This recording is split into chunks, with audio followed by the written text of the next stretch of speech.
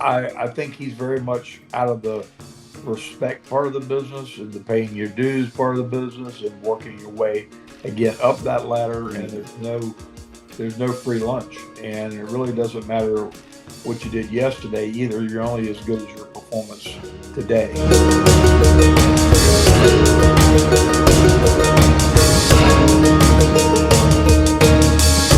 So, wanted to chat, guys. Too. Also, if you have any questions, feel free to use the super chat like Darren did. Help out the show. We're starring a couple questions already. Robert's doing a good job. Our producer Robert's starring some, but did want to cover something that I thought was very interesting regarding AEW and what Jon Moxley had to say.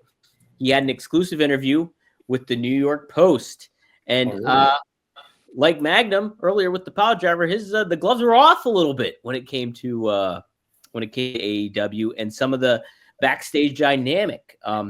But he did mention about the new faction he's in and how they're kind of causing chaos. So this is what he said initially here. Everything that has happened up until this point doesn't matter. This is day zero. We begin from here. And it might not look much different right now, but it will. And things are accomplished by a small incremental steps, doing little things consistently. And that is how big changes are made over a period of time. And now, then he adds later on, he mentions how a backstage person happened to say this. Now, get this. The individual said, well, it's the bottom of the card, meaning a match. It doesn't matter. It's the bottom of the card. It doesn't matter. Moxley said, can you imagine saying that? Like, you're effing fired. Yeah, you're effing fired. Go work at Sunglass Hut. You should be effing pistol whipped for saying that. Everybody on the top was at one time on the bottom. That's how it works. You climb the ladder.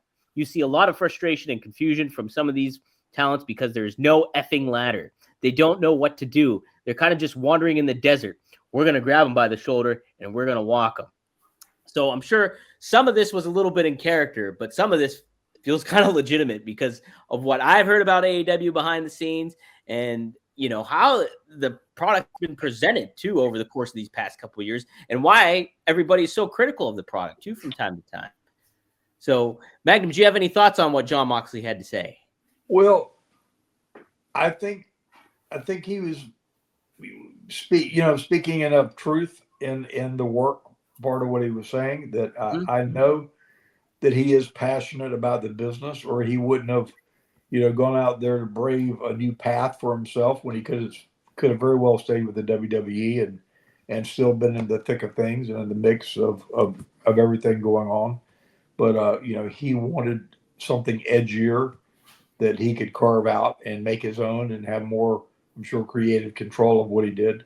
So I think he's very much out of the respect part of the business and the paying your dues part of the business and working your way again up that ladder. And there's no free lunch, and it really doesn't matter what you did yesterday either. You're only as good as your performance today. The next one is what you're going to get measured on, not any of the accolades from the past. So I like that deal, and it wouldn't take but a faction like he's put together with a small group to consistently weave in and out of that to have a storyline you could follow. And it could be the one tangible factor that you can follow from beginning to end to the middle of things, and wherever they show up is consistent with what you can expect and how they engage different people. It really could be a mastermind move if it's done right. Yeah, I completely agree too. It sets the tone for some intriguing stories coming up, I think, but also hopefully sets the tone for the locker room in general and the dynamic of AEW. Greg, did you have any thoughts on what those comments I read from Jon Moxley? Oh yeah, I mean, I ran into it later on in my career when I was done wrestling and helping with some of the young guys, and they come into and that I go back to the way we were trained, and I'm sure the way TA was trained. The way we were brought into it, respect, listen to your elders, and follow along, and just work your ass off in the ring. Well, a lot of these guys come in and now they want to they create a personality for themselves, and they think that's the way it should be, and they don't respect the sport itself and how it was built. People like TA, or go back into the 50s.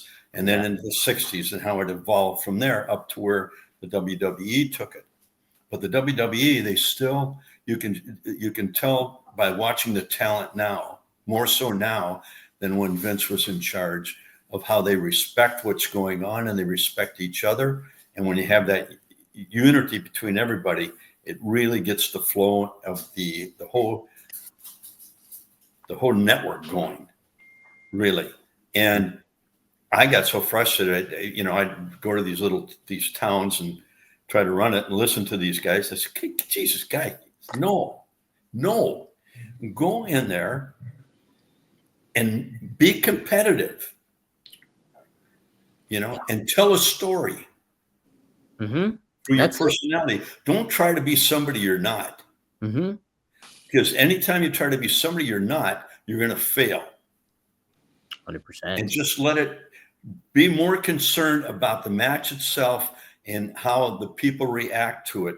Get that story going and get the people involved in your personality, not one that you want them to get into. What if that really is their personality and they're a bunch of flying flapoons, and that's the problem? Well, that about 90%. That is because about 90% of them were like that. Just to give you a counterpoint, I mean, it might not be. You're absolutely right. It might not be that they're stretching or they're trying to be something that they're not. If that is your personality, then we got to give you a different look. Well, guys, you make a really resounding point, because I happened to go to Philadelphia this past week for NXT. I was there at the 2300 Arena for that episode, and I spoke to one of the creative minds behind the scenes, and he gave me a little insight about like how the process is there. And he was speaking about how so many of these younger stars now in NXT are athletes. They are not. A lot of them are not familiar with wrestling. So you get them out of college, you get them out of there, and how much easier it is to apply them into the pro wrestling dynamic, because they are coachable. They are used to being a part of organized sports and getting tough love, getting criticism, getting all that kind of stuff. And then there's just a bit of the learning curve when it comes to the terminology and the dynamic of wrestling and cutting a promo and everything to that effect. But he was saying how great and rewarding that is. And you're ultimately seeing a lot of these younger athletes, non-wrestling fans, get into the business and kind of elevate it. Like you look at somebody like a Trick Williams, who's like the NXT champion right now, big wide receiver in college and certain things like that. But you're seeing all these other guys and gals come outside of the pro wrestling bubble. And he was saying previously you had some talent there that are now at the other company and everything like that. And like they would separate themselves eventually from the fans and create a different dynamic where it's just like in their own bubble. And then you got the insecurities that come into play, the shark infested waters. That is the nature of the business in a lot of ways, where you are looking out for yourself on the independent scene.